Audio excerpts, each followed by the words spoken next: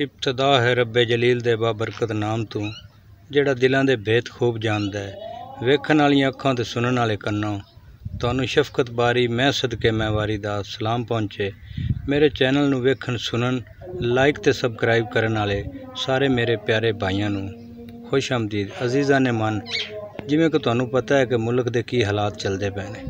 पहले ही बड़ी परेशानियां, दुआवां की बड़ी ज़रूरत है। मुल्क के बारे दुआवां करो जी। मुल्क अल्लाह करे खैर वफियत नाल आबाद रहे। मुल्क आबाद है तो आपां आबाद हैं।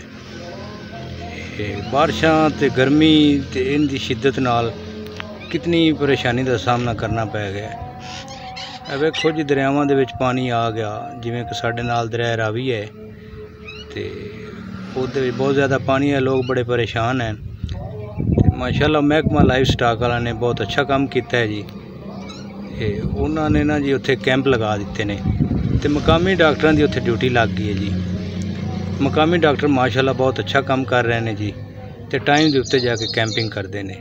दुआ करो सोके च कुछ लभ जाता है तो बोडे च कुछ नहीं लभदा। मौजे दरिया में बिजली की चमक है आज तलक, पुश्ते माही पे टापों के निशान हैं आज तलक।